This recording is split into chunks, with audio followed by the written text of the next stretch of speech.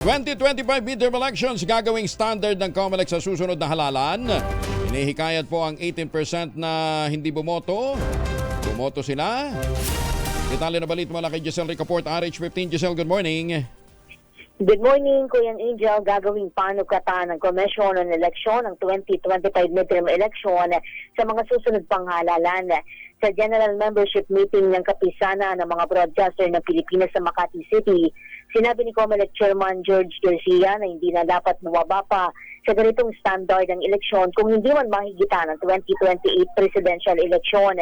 Ipinagmalaki niya na wala ni isang presinto ang nagkaroon ng failure of election.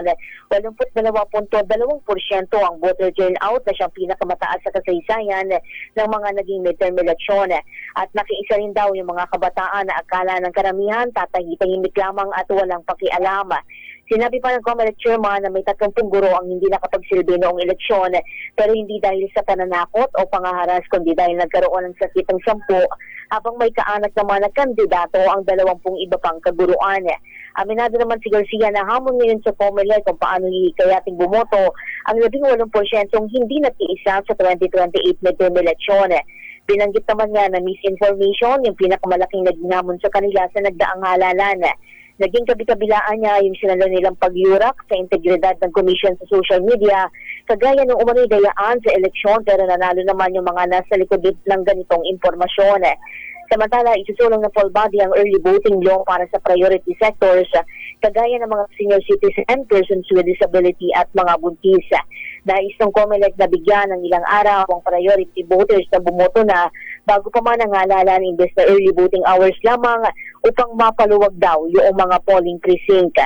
Pakinggan natin yung naging panayam ng media kay COMELEC Chairman. Nagsimula na tayo ng isang standard. Dapat po hindi ito bumaba sa standard na yan. Bagkus, kung hindi man matulad, mas sosobra sa standard na yan.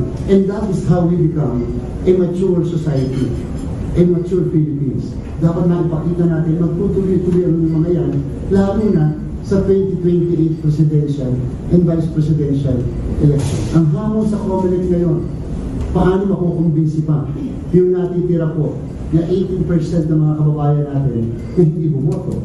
Anong kadahilan nila bakit hindi bumoto? Ito sa Giselle Ricaport para sa DZRH na sa Pilipinas, una sa Pilipino. Maraming salamat, Giselle.